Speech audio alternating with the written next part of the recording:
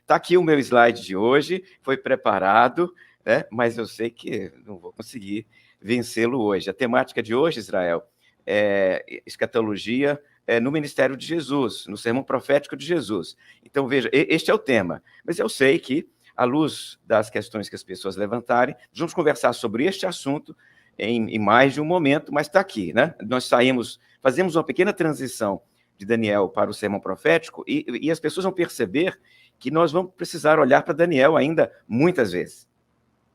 Valtair, tem sido muito bom, aprendi muita coisa sobre aquele contexto. Estou aqui todo ouvidos para hoje, porque esse sermão profético aí é complicado, Valtair, porque tem momentos que parece claro que Jesus está falando sobre a próxima destruição de Jerusalém. Mas tem momentos que parece claro também que ele está falando da destruição do mundo. Bem, mas hoje tudo vai ser esclarecido ou não. Vamos participar então. Vou orar então com você agora. Pai nosso, obrigado pelo professor, pastor Valtair, por esses anos todos de estudo sobre esse assunto tão valioso, que às vezes gera perguntas e mesmo perplexidade em nós. Que através dele o Senhor possa nos ensinar a ter uma esperança sólida. Nós te pedimos isso em nome de Jesus. Muito bem, meu querido pastor. Eu vou, então, abrir aqui a minha Bíblia, justamente numa das versões do Sermão Profético de Jesus. Eu preciso, então, adiantar para os queridos irmãos que me acompanham, né, que nós temos na Bíblia, no Novo Testamento, 4 evangelhos que apresentam a mensagem de Jesus. 4 evangelhos, Mateus, Marcos, Lucas e João.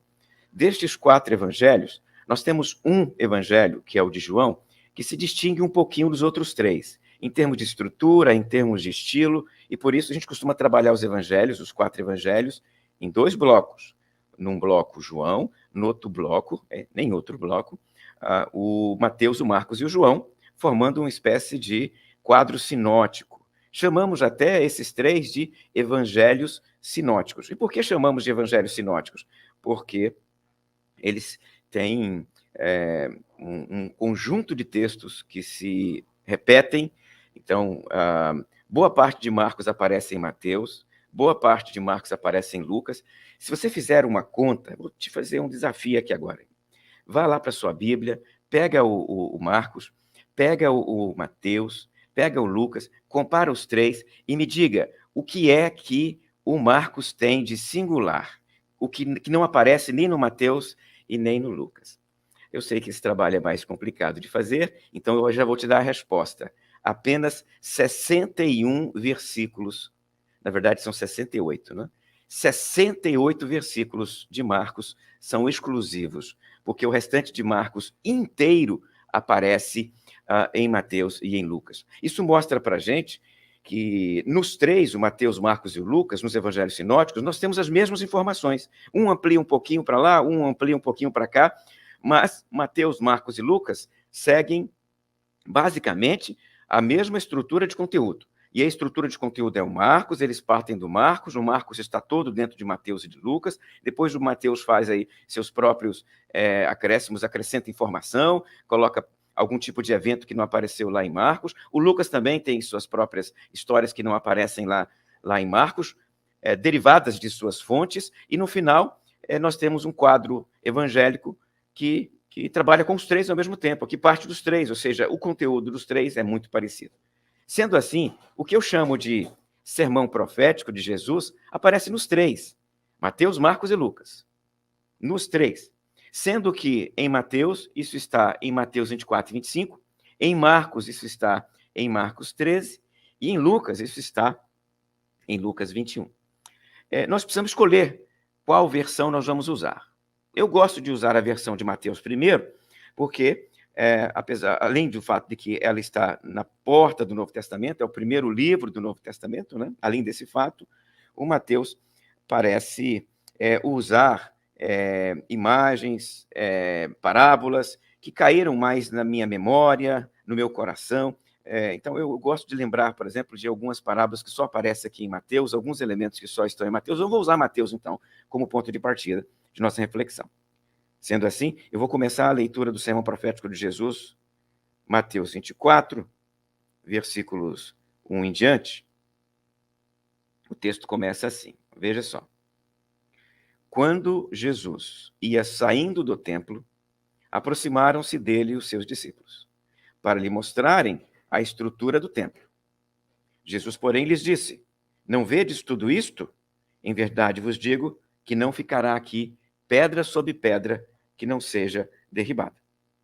E, estando assentado no Monte das Oliveiras, chegaram-se a ele os seus discípulos, em particular, dizendo: Dize-nos quando serão estas coisas, e que sinal haverá da tua vinda e do fim do mundo. Então, isso aqui é o início do sermão profético. Eu li na versão de Mateus e vou continuar conversando, ministrando, falando a partir da versão de Mateus, sendo que você tem também a versão de Marcos e a versão de Lucas. Vou pedir o Rafael para colocar, então, para mim agora o slide. Eu vou caminhar seguindo este slide que aparece aqui. O sermão profético de Jesus. Quando olhamos para um sermão como esse, nós temos questões históricas para desenvolver, questões devocionais para desenvolver e questões profético-escatológicas para desenvolver. Poderíamos, então, trabalhar com uma ou outra dessas questões, ou com todas elas, né? Mas o comum é que a gente passe primeiro pelas questões históricas, depois entre nas questões devocionais e nos encaminhemos. A gente vai, no final, falar um pouquinho sobre as questões escatológicas. Mas são níveis de leitura, são tópicos diferentes da gente trabalhar um mesmo texto como este, que é um texto de natureza profética, tá? Nós temos algumas questões do tempo de Jesus para levar em conta.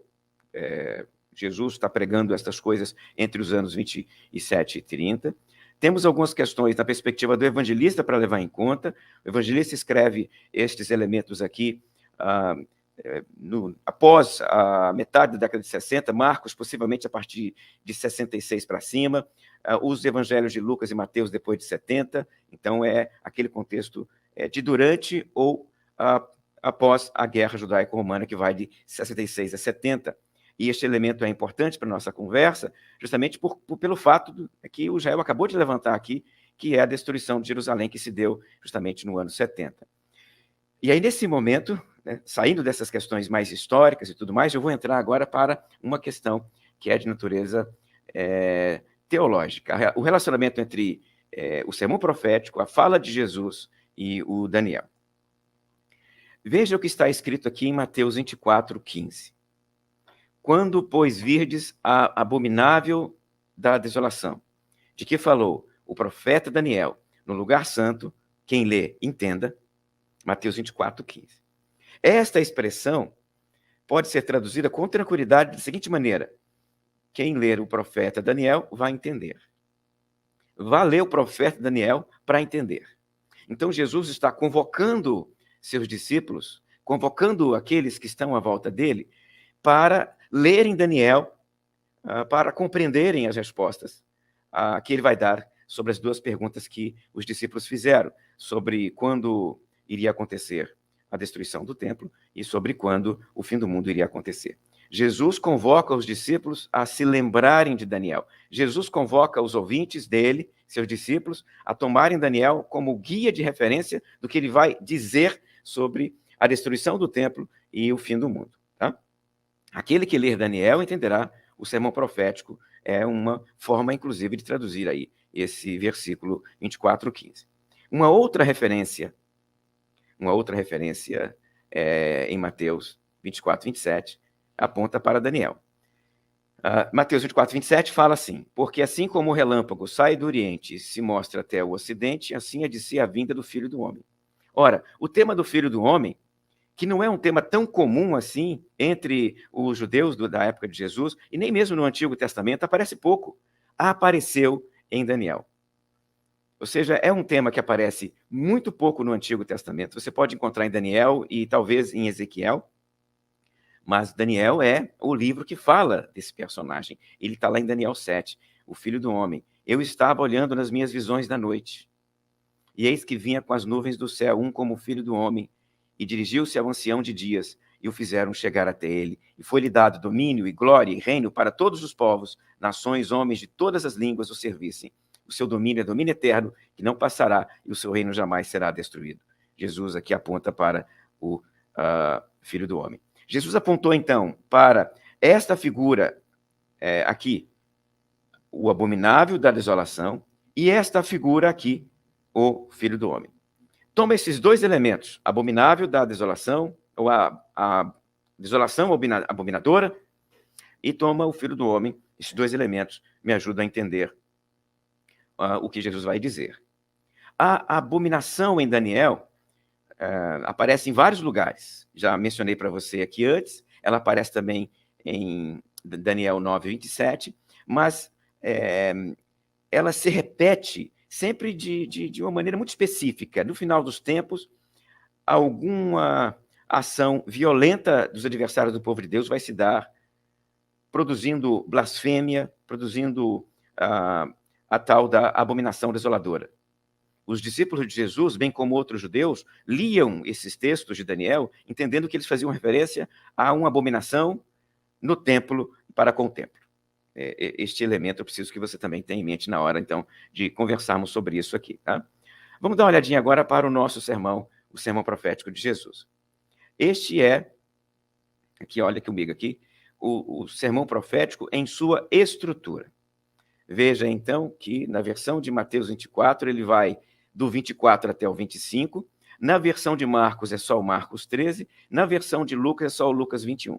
O que nós percebemos, então, é que a versão de Marcos e de Lucas aparece inteirinha até o final do Mateus 24, e que o Mateus 25 é uma contribuição singular do evangelista Mateus.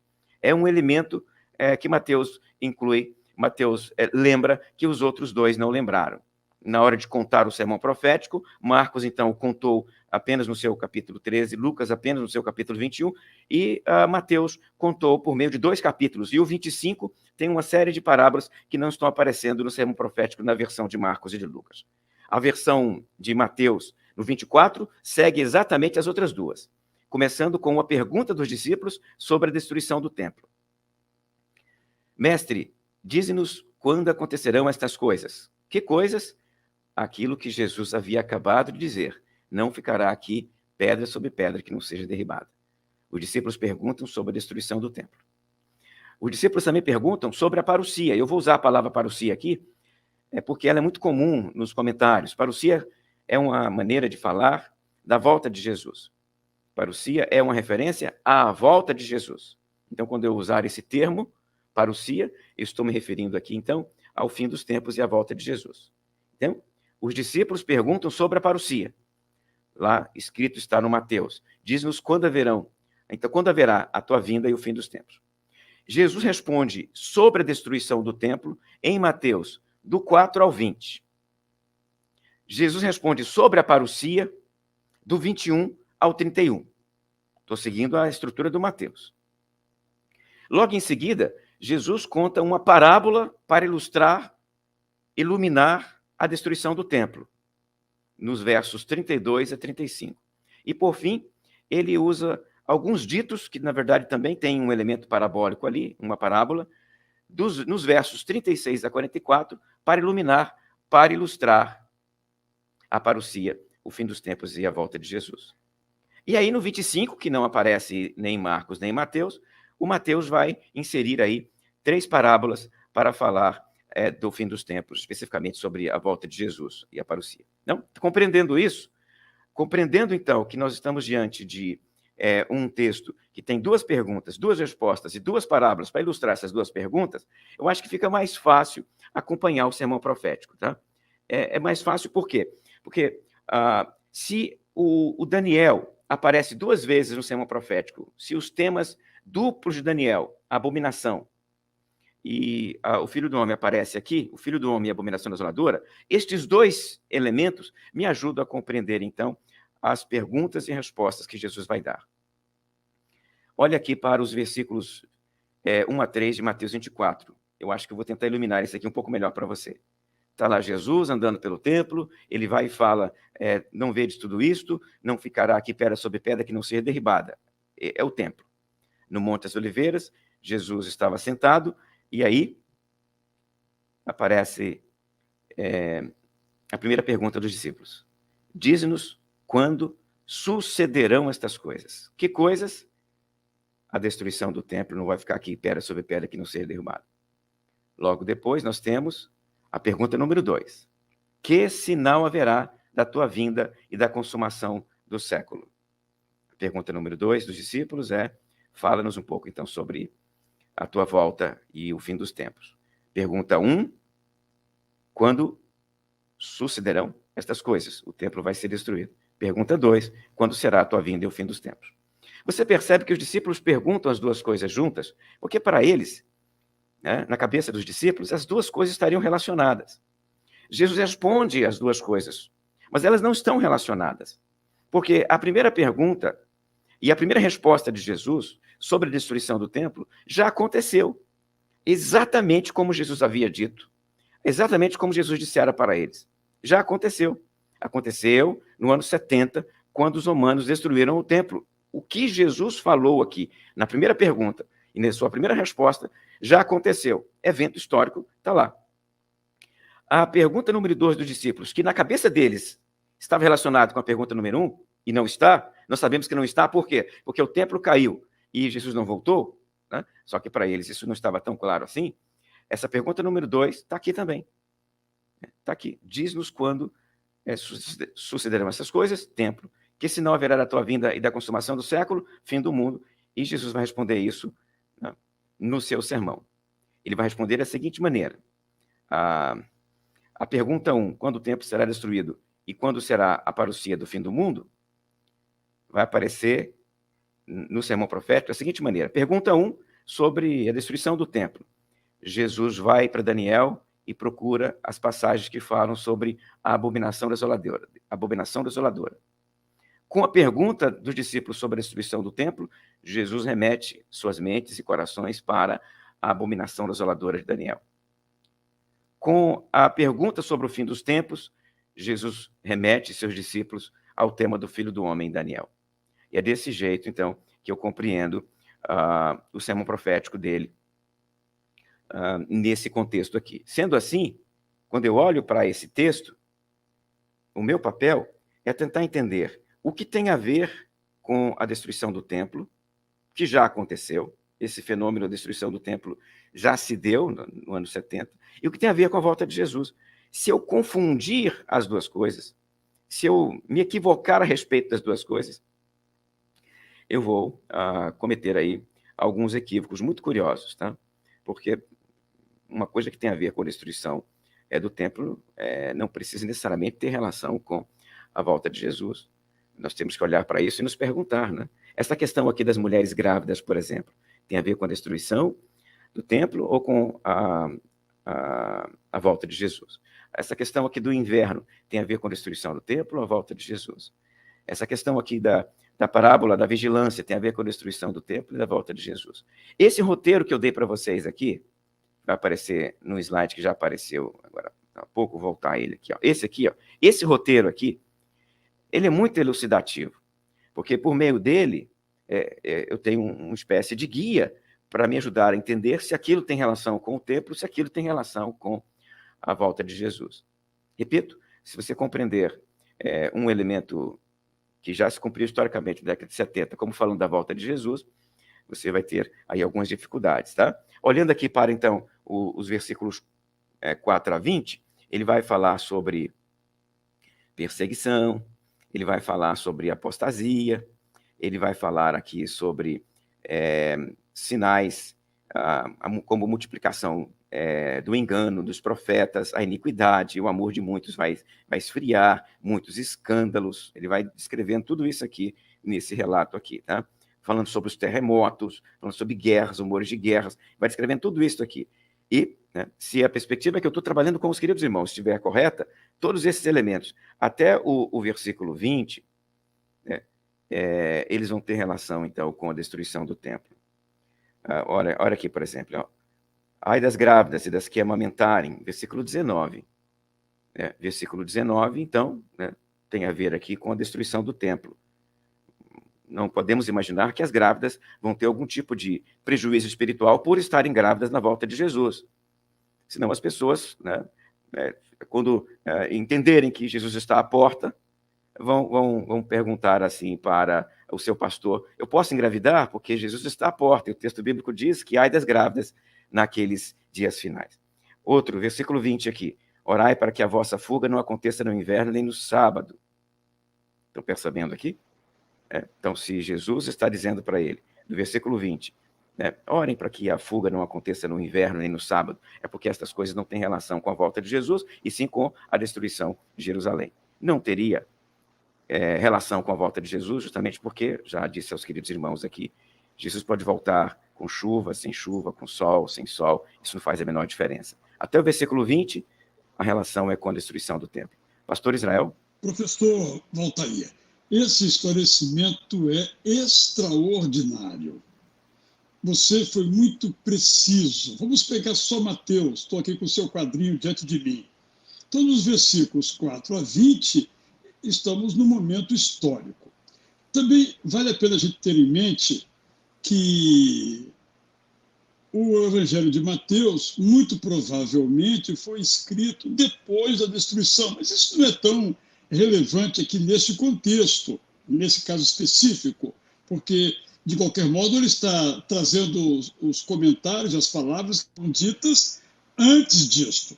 Certamente, quando agora os leitores do Evangelho de Marcos, como nós, estão diante do texto bíblico, eles entenderam, isso aqui se cumpriu, isso aqui se vai cumprir. Eu só queria trazer uma informação, não para você que já sabe, para as pessoas, é que Calígula também tentou, no ano 40, 41, fazer uma abominação, quando ele tentou colocar uma imagem dele lá em Jerusalém, mas os judeus resistiram e não permitiram. Eu acho esse dado muito interessante, porque quando Jesus falou essas palavras, talvez aí no ano 31, máximo no ano 33, e 7 anos depois Calígula tenta fazer isso, eles logo associaram, os discípulos de Jesus logo associaram.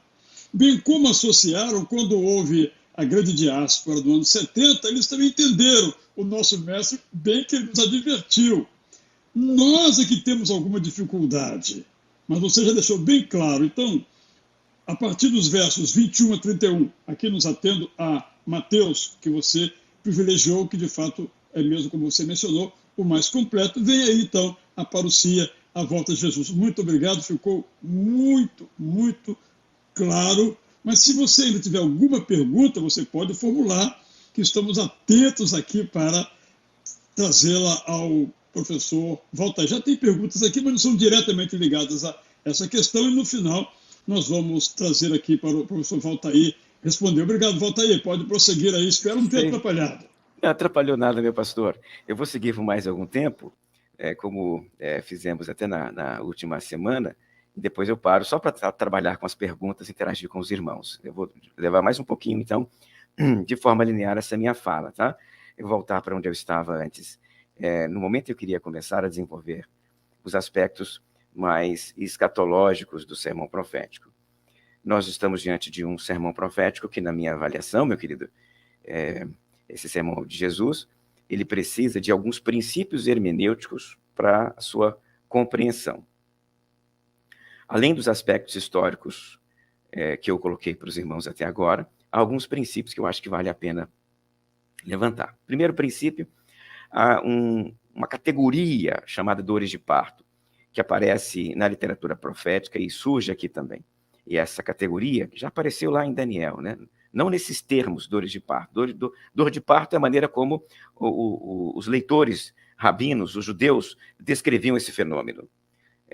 Com dores de parto, por quê? Porque à medida que se aproxima a data da intervenção de Deus e do nascimento do Messias, os dias tenderiam a ficar mais dolorosos para o povo de Israel. Esse conceito é o conceito de dores de parto, que eles liam nas profecias bíblicas, né? E quando você leu Daniel comigo na semana passada, você viu que era exatamente isso que Daniel falava. Quanto mais próximo da chegada da intervenção divina, maior o tipo de dor que eles experimentavam, o anticristo, o adversário escatológico, aquela figura que Daniel descrevia nos termos monstruosos que aparecem em Daniel, essa figura inicia a sua perseguição, aumenta a sua perseguição, até transformar isso numa tribulação gigantesca, que o texto vai chamar de grande tribulação. Então, há aqui um crescendo de dores de parto. E este crescendo, na lógica das dores de parto, é aplicado, né, nos sinais.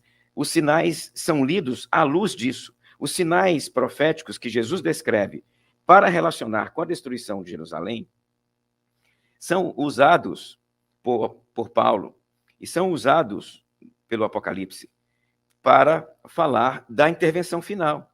Eles pegam os sinais que Jesus apontou e aplicam até o fim dos tempos. Jesus está falando da destruição do templo? Está. Quando Paulo lembrou dos sinais e quando o Apocalipse falou dos sinais, eles pegam aqueles sinais e usam a lógica dos sinais e das dores de parto, entendendo que as guerras iriam crescendo cada vez mais, a apostasia iria crescendo cada vez mais, a perseguição iria se desenvolvendo cada vez mais, até que, no fim, irrompesse a última tribulação. Um outro elemento que eu acho que vale a pena destacar para você aqui é que os sinais não são exaustivos. Os sinais não são exaustivos, os sinais são representativos. Isso quer dizer que, quando Jesus fala dos sinais, ele não esgota todos os sinais como poderia, porque o sinal não é uma espécie de código secreto para você encontrar a data que aquilo vai acontecer. Quando Paulo fala dos sinais, é a mesma coisa.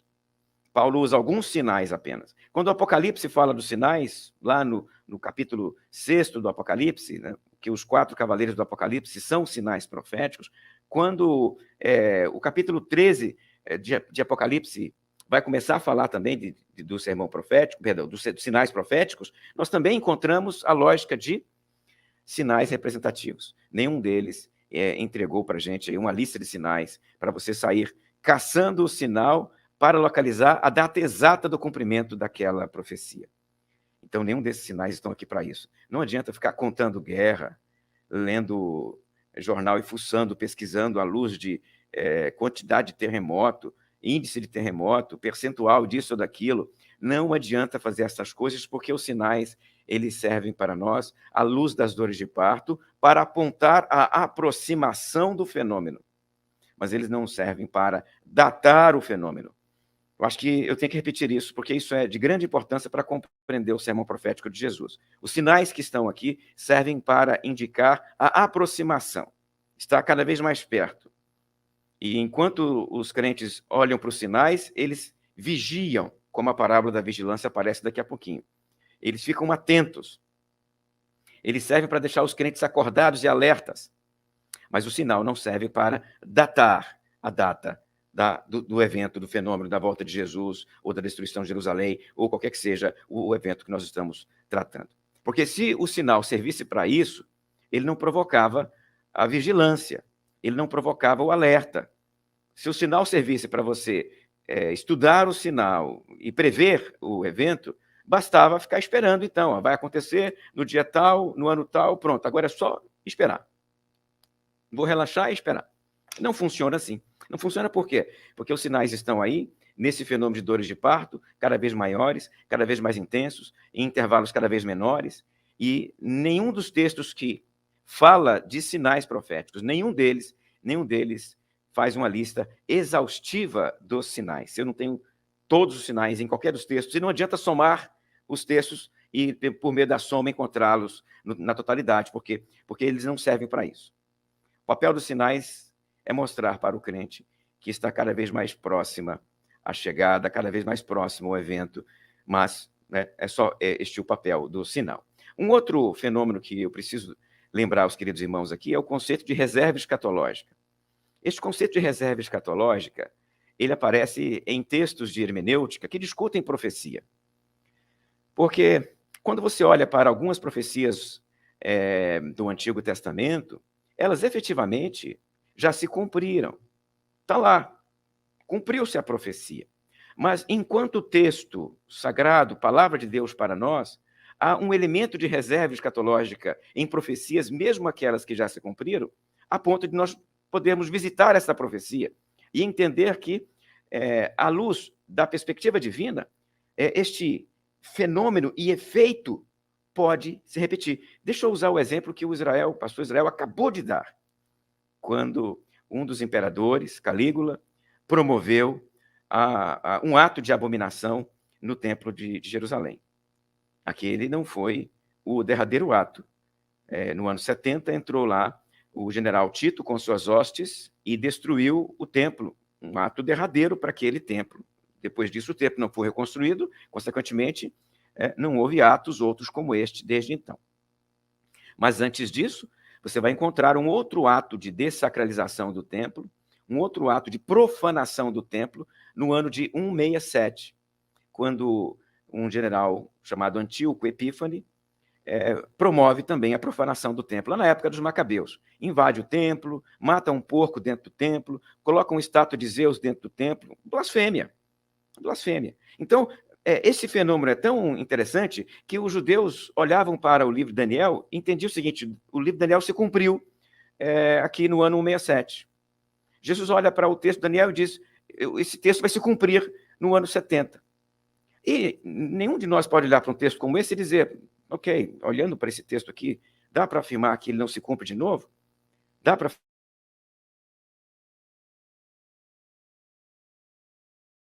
fazer isso? À luz da nossa... Não dá, né? Você me acompanha nisso? Então, nós podemos afirmar o seguinte: esse texto se cumpriu no ano 70. Paulo olha para os sinais e que esses sinais vão continuar se manifestando até o fim dos tempos. Isso aí é um tipo de reserva escatológica. O Apocalipse olha para os sinais e faz...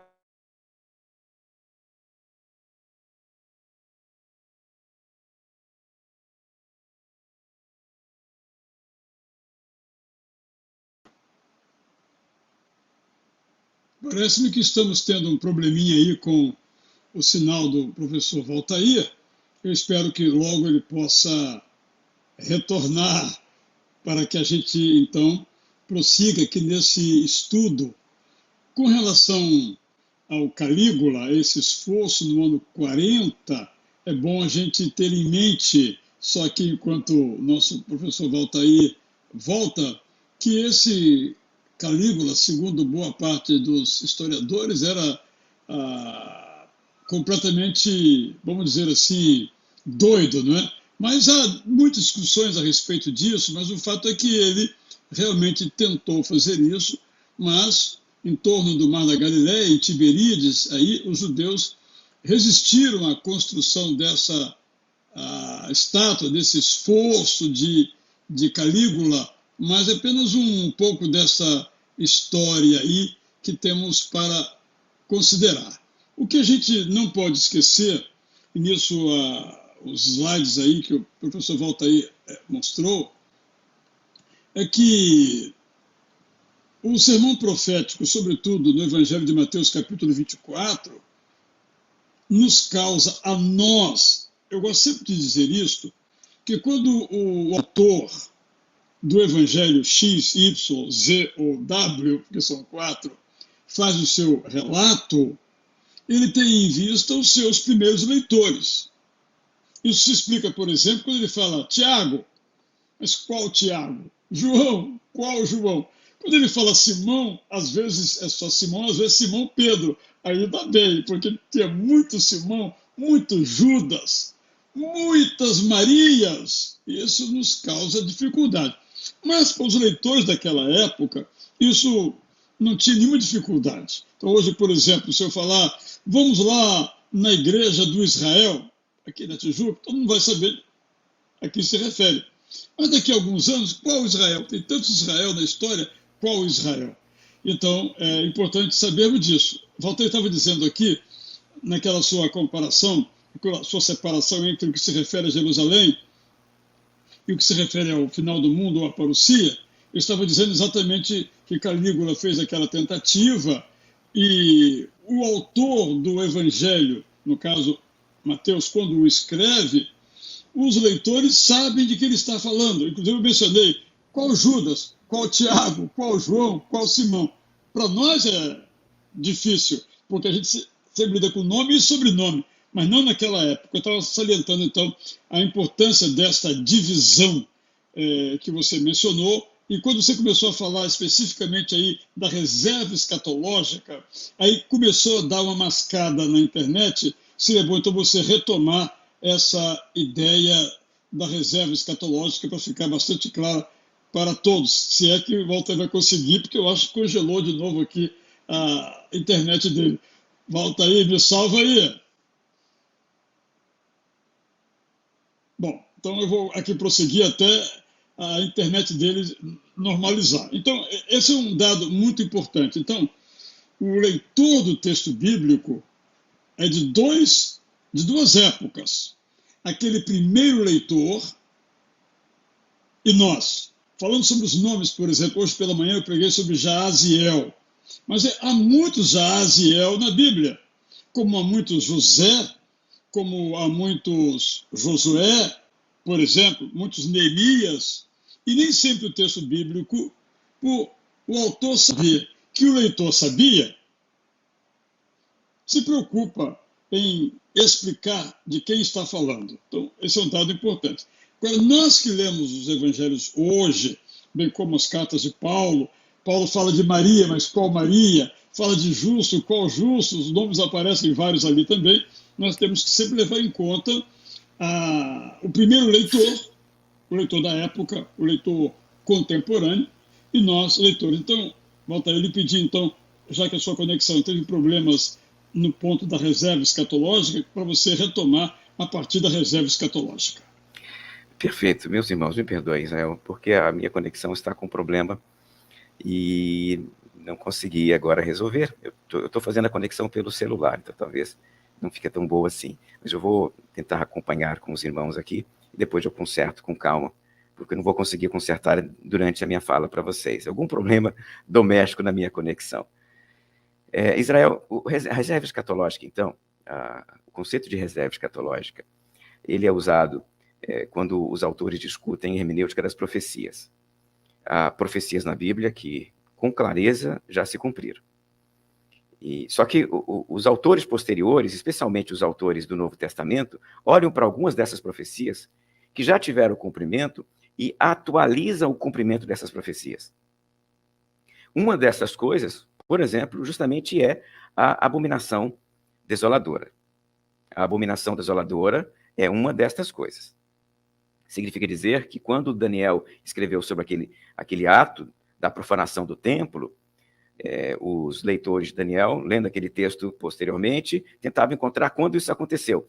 E no ano de 167, Antíoco Epífane entrou no templo, profanou o templo, colocou lá uma estátua de Zeus, matou um porco dentro do templo, e isso provocou nos leitores de Daniel a interpretação de que Daniel se cumpriu ali, em Antíoco Epífane. Ora, o que Jesus faz no sermão profético é pegar a profecia que os leitores de Daniel interpretavam como tendo se cumprido, as profecias cumpridas lá no Antíoco Epífane, e atualizado isso para a destruição de Jerusalém. O apóstolo Paulo vai pegar os sinais proféticos de Jesus e levar até o fim dos tempos. Vocês viram que, na interpretação desse texto, os sinais são para descrever quando acontecerá a destruição do templo. O apóstolo Paulo pega os sinais e aplica os sinais para a volta de Jesus. O Paulo está dizendo que as guerras, os terremotos, a apostasia, isso vai acontecer, isso vai se dar de forma contínua até o final dos tempos. Ou seja, um fenômeno que Jesus aplica à destruição de Jerusalém, o Paulo aplica ao fim dos tempos. E o João do Apocalipse faz a mesma coisa. João pega e aplica até o fim dos tempos. Então, entenda comigo aqui. Algumas profecias bíblicas, especialmente lá do Antigo Testamento, que já tiveram o seu cumprimento, autores do Novo Testamento olham para essas profecias e atualizam o cumprimento dessa profecia como se ela tivesse mais de um cumprimento. Cumpriu-se lá, cumpre-se aqui também. Cumpre-se aqui, vai se cumprir lá depois. De novo. Então, é o processo de reserva escatológica. A atualização profética.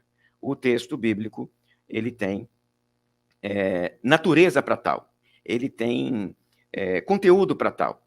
O texto, a profecia, é uma passagem, é um relato, é uma palavra de Deus que você pode cavar em um nível, em 2 e em 3, é isso que nós estamos chamando de reserva profética. Então, cumpriu-se lá em Jerusalém, no ano 70, cumpriu-se. Pode se cumprir no fim dos tempos? Pode. Se alguém me perguntar se vai se cumprir de novo no fim dos tempos, a minha resposta para você é pode. Mas o meu pode não está no grau das certezas. Por quê? Porque não tem templo de pé para aquilo acontecer novamente. E não precisamos de templo para Jesus voltar. Então, imaginar que o templo tem que ser reconstruído para a volta de Jesus e que Jesus não volta se o templo não for reconstruído, é criar um impedimento para a volta de Jesus. E eu creio, à luz de todas as palavras do Novo Testamento, que não há nada que possa impedir a volta de Jesus. Ele vai voltar quando ele desejar, à luz do calendário que só Deus tem na mão. Então, nós não temos instrumentos na mão para impedir a volta de Jesus. Se esse elemento, a construção do templo, fosse um impedimento, alguém poderia imaginar, não vamos construir o templo e Jesus não vai voltar. Olha aí, olha o que aconteceu. Nós temos na mão uma forma de impedir a volta de Jesus. E eu afirmo para você, à luz do próprio Novo Testamento, é que não há nada em nossas mãos que possa impedir a volta de Jesus. Ele volta quando o tempo chegar. Né? Com o templo de pé, sem templo de pé, com este ou um outro templo, naquele lugar ou em outro lugar, faz a menor diferença. Então, esta categoria reserva escatológica é para compreender que, quando a gente afirma o cumprimento de um texto, não estamos diminuindo a passagem bíblica, negando a passagem bíblica, rejeitando o texto continua lá, a palavra de Deus, a Escritura Sagrada. E justamente no aspecto de reserva escatológica, seu cumprimento pode se dar novamente. Então, meu pastor Israel, esta é a minha fala, e eu queria agora responder as perguntas dos irmãos. Vou fazer, então, uma pausa na minha preleção, na minha aula, e eu queria ouvir as perguntas que os irmãos têm. Na minha preleção, na minha aula, e eu queria ouvir as perguntas que os irmãos têm. A primeira pergunta da irmã Celeste, aí está. Ontem eu assisti a uma palestra, a um programa sobre seitas, sobre os meninos de Deus, e percebo que eles usam o Apocalipse de João para manipular as pessoas. O senhor, Valtair, poderia comentar isso, nos ajudar a fugir dessa manipulação? Olha só, Celeste, não é só esta seita que usa o Apocalipse para promover manipulação. Nós temos, durante a história da leitura do Apocalipse, diversas outras seitas e heresias que usaram o Apocalipse. O Apocalipse parece ser um prato cheio para esse povo. E justamente por quê? Porque ele é cheio de símbolos e imagens que eles tentam interpretar como eles querem. Então, eles dão ao livro a interpretação que desejam. E fazendo esse tipo de uso do Apocalipse, eles trabalham com o livro para produzir medo, pavor, ansiedade, para levar as pessoas a fazerem determinadas coisas, porque se não fizerem, não vão alcançar o reino dos céus ou algo semelhante. É bom lembrar que seitas apocalípticas, a gente costuma usar, Celeste, o termo seitas milenaristas na literatura, tá? As seitas milenaristas, elas podem ser muito violentas. Algumas delas promovem isolamento, levam as pessoas para lugares afastados, e depois que esses lugares estão afastados, depois que essas pessoas estão em lugares afastados, elas ali podem, inclusive, cometer suicídio. É bom lembrar da seita do David Koresh, lá nos Estados Unidos, que terminou com a morte de muitos membros da seita. O próprio David Koresh, no final, também foi morto. E outras seitas terríveis que utilizam o Apocalipse e as profecias do fim dos tempos para isolar seus membros, e ao isolar seus membros, se alimentam destes membros. Eles servem quase que como gordura para alimentar os líderes desta seita. Então, Celeste, para se libertar destas coisas, o importante é fugir de grupos sectários, grupos que olham para o texto e dizem, eu tenho a interpretação e ninguém mais tem, e eu sei o que o livro quer e ninguém mais sabe. Quando alguém falar algo semelhante, foge deste, Celeste. Quando alguém disser que sabe algo que ninguém mais sabe, só ele sabe e ninguém mais sabe, esse é um grande indício de que você está diante de uma seita, de um líder sectário, e você pode depois sofrer muito por causa disso, tá? Então, essa seria uma dica que eu dou para os irmãos que estão me ouvindo. Temos uma pergunta aqui importante agora, no sentido que você falou diretamente, da Mônica Benarros. Ela disse que não entendeu claramente esta relação entre o motivo de fuga, o problema de gestação. Ela fez duas perguntas, e a primeira é que não ficou claro o motivo de fuga, mas logo no começo ela formula uma outra, ver se eu localizo aqui, mas acho que essa é a primeira nesse contexto aí, depois ela insiste neste ponto, mas é basicamente essa a questão que ela formula, para você esclarecer melhor aí. Não ficou claro o motivo da fuga. O que tem a ver as gestantes com a destruição do templo? Perfeitamente, Mônica. A sua pergunta é boa. O templo foi destruído no ano 70. E no ano 66, os romanos cercaram a Judéia. E ficaram ali por bastante tempo até. Os romanos tinham condições de ter vencido aquela guerra de forma muito mais rápida. E eles não venceram, Mônica, porque eles estavam em sucessão. O Nero havia se matado e havia uma crise de sucessão no Império. E alguns candidatos estavam tentando assumir o Império. Tá? Então, é nesse contexto que o general que estava sitiando Jerusalém, um dos candidatos ficou lá esperando os movimentos de Roma, e quando os movimentos de Roma finalmente disseram que ele seria o novo imperador, ele saiu da Judéia, foi para Roma e deixou o filho dele lá, o Tito. Né? O Tito cuidando do cerco. Por isso que o confronto, os romanos levaram 4 anos para acabar com aquela rebelião. Rebelião essa que as hostes romanas poderiam ter acabado de forma muito mais rápida. Tá?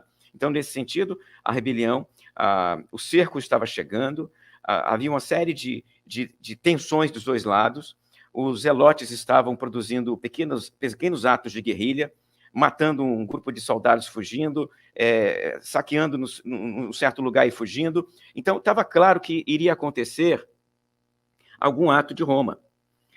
Por isso que o Eusébio de Cesareia, quando ele conta essa história, ele vai dizer que os cristãos já sabiam que a guerra ia começar, e por isso eles saíram de lá, saíram da Judéia e foram para Pela, uma cidade da Transjordânia. Então, por que a fuga, Mônica? Por causa da guerra judaico-romana. Guerra essa que começou em 66. A orientação de Jesus para os seus discípulos é: fujam para os montes. As grávidas vão ter dificuldade naquele momento. E orem para que não aconteça isso no inverno. Então, esta é a orientação de Jesus, que tem relação especificamente com o início da guerra judaico-romana no ano 66, Mônica. Obrigado. Então, eu quero só mencionar aqui o comentário da Enilir. Vamos colocar aí? Enilir Mota da Silva Ramos. Mateus 24:36 nos deixa claro que aquele dia e hora que Jesus vai voltar, ninguém sabe, nem os anjos do céu, nem o próprio Jesus, mas unicamente o Pai. Pastor Valtair, eu tive um professor no seminário, eu acho que você, quando você chegou, ele não estava mais lá. Professor Rodney Wolfhard, patrão de nossa turma. Um dia ele fechou a porta e disse: irmãos, Jesus, falava o seu sotaque americano, Jesus não era onisciente. Ele exatamente citava esta passagem. Eu não sei, só o Pai sabe. Você vai comentar isso, mas eu quero trazer aqui a fala da Esther, que agora nós vamos ler esse conteúdo apocalíptico da Bíblia com muito mais compreensão. É verdade isso que ela, então, nos diz. Aí o comentário do Esther Oliveira, que é de Pernambuco. Então, comente aí a fala da Enilia, por favor. Certamente.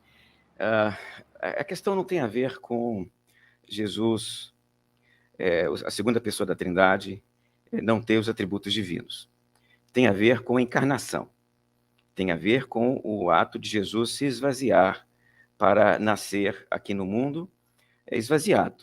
Então, Enilir Mota da Silva Bueno, minha querida irmã, imagina comigo aqui, o ato de Jesus vir ao mundo está nos evangelhos, mas uma das mais interessantes descrições teológicas deste ato está na carta paulina, quando Paulo usa a seguinte expressão: ele não se apegou à forma da divindade, mas se esvaziou, assumindo a forma de servo.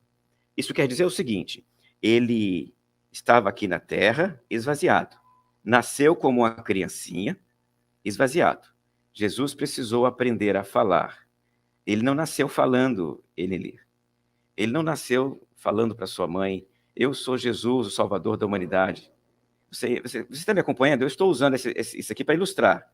Jesus teve que aprender a andar, teve que aprender a falar. Jesus teve que aprender a se alimentar apropriadamente, como qualquer pessoa. Então, a frase que o Paulo descreve lá como esvaziamento me ajuda perfeitamente a entender o que aconteceu aqui. Jesus é onisciente, onipotente, onipresente, mas no ato da encarnação ele se esvaziou. E esvaziado, ele não sabe. Não sabe não, Elenir. Só o Pai sabe mesmo. Jesus aqui na Terra, esvaziado, não sabe. Na eternidade, ele sabe. Então, eu quero que você tenha em mente o seguinte: o motivo de Mateus 24:36 tem relação com a encarnação. Jesus na eternidade sabe todas as coisas. O ontem, o hoje e o amanhã. Jesus encarnado, ele está esvaziado. Como Paulo descreveu desse jeito o ato da encarnação de Jesus. E Jesus esvaziado, ele não sabe. Né? É preciso que ele volte para a eternidade, para novamente, pleno e planificado, ele saiba todas as coisas. Na Terra, só Deus sabia a data da volta. É isso, Nelir. Valtair, entre as perguntas eu selecionei aqui agora, não estou seguindo, viu, pessoal, a ordem das perguntas, mas o que vai se encadeando com a fala. O Rubens da Minelli, que é de Campinas, não de Curitiba, Rubens, aprendi aqui, escreveu: a profecia da desolação não é dupla? Uma se cumpriu no ano 70 e outra se cumprirá quando o anticristo ajudar os judeus a construir o terceiro templo para depois destruí-lo.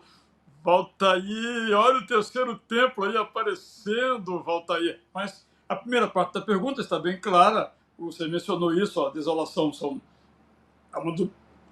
uma dupla, uma no 70, ok, se cumpriu. A outra que o Rubens veio aí com o terceiro templo, que eu não sei como é que você vai nos responder. Ô, Rubens, ela não é nem dupla, ela é tripla. Eu já falei para você sobre o Antíoco Epífane, que profanou o templo no ano 167. Então, não é dupla. Ela já era dupla no ano 70. Né? Haverá um terceiro cumprimento dessa profecia?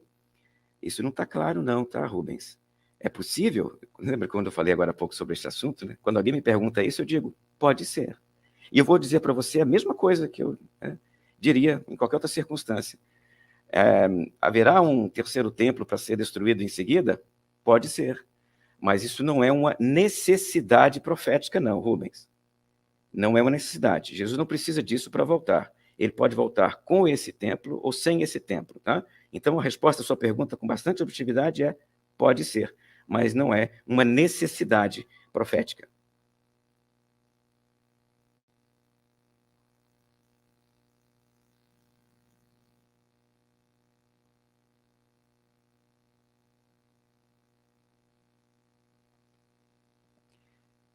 Eu não estou conseguindo te ouvir, Israel. Eu acho que o áudio de Israel deu uma falhada agora há pouco aqui, tá? Tem o áudio.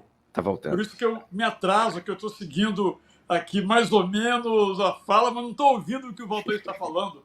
Porque se eu ligar o YouTube, eu estou atento ao YouTube lá, eu vou colocar um som aqui em delay, vai gerar confusão. Por isso que eu, às vezes, demoro um pouquinho a entrar.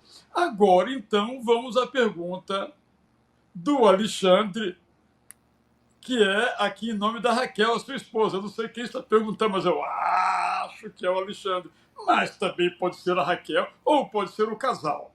Então, eu vou pedir para colocar a primeira pergunta aqui sobre... antes, a primeira pergunta foi a seguinte. Deixa eu ver se... essa não está correta. Você colocou certo aí, nossa produção colocou rigorosamente certo. Eu é que errei aqui. Como você liga o texto de Mateus 24 com 2 Tessalonicenses 2? A profecia de Daniel, segundo o texto de Daniel 9, é exclusivo para Israel, o povo e a cidade de Daniel. Volta aí. O Alexandre é um apaixonado pelo povo de Israel. Só para dar esse contexto aí, e a pergunta continua. Paulo fala em 2 Tessalonicenses 2, 7 a 8, de uma condição para que o ministério da iniquidade comece. Israel, deixa eu falar um pouquinho sobre essa questão aqui. Eu acredito que Daniel 9, quando ele fala de filho do homem, ele está falando especificamente do povo de Israel. Sim, acredito sim, Israel. Não há nenhuma dificuldade em concordar nesse aspecto, não. Mas o Novo Testamento atualizou isso à Igreja do Senhor. Também não há nenhuma dificuldade em fazermos essa transição. Então, olha para Daniel e entenda, Daniel está falando do povo de Israel? Está falando do povo de Israel. O povo, o filho do homem e Israel, no texto de Daniel, está claro, não há nenhuma divergência e discordância. Podemos assinar esse mesmo documento. Agora, o Novo Testamento olha para o Antigo e vai dizer que a igreja é o novo Israel. Tá? Então, nesse sentido, o que está em Daniel para Israel, a partir do Novo Testamento, é para a igreja. Então, nesse sentido, eu não penso em dois povos. A minha perspectiva escatológica não demanda dois povos para que as profecias se cumpram. A perspectiva de dois povos, de Deus tendo dois povos para trabalhar a escatologia, é uma perspectiva que, para mim, empobrece a igreja, reduz a igreja e o papel da igreja. A igreja seria, então, o resultado de um plano B de Deus, porque Israel não aceitou a sua missão. Israel rejeitou, e aí, já que Israel rejeitou, Deus resolveu criar a igreja. Não é a minha perspectiva de igreja. À luz de Efésios, a igreja foi fundada por Deus na eternidade. Na eternidade, Deus já tinha planejado, sonhado a igreja. A igreja é um fenômeno da eternidade, e não circunscrito à luz em função da rejeição de Israel. Deus só tem um povo. E esse povo dele, a partir do Novo Testamento, é aquele que se congrega em torno da igreja. Israel étnico, o Paulo fala sobre ele lá em Romanos 8, 9 e 10, o Israel étnico, ele não vai ser salvo automaticamente. Não há salvação automática para ninguém por causa de etnia e de sangue ou qualquer coisa semelhante. Salvação só por um meio e caminho, que é Jesus Cristo. Qualquer judeu, se quiser ser salvo, vai ter que se converter a Jesus. Não há outro meio, não. Então, não há salvação por ser membro de um Israel étnico. Não há salvação para um Israel étnico na totalidade. O Paulo diz que apenas um remanescente vai ser salvo. E esse remanescente vai ser salvo por quê? Porque o remanescente se converteu a Jesus.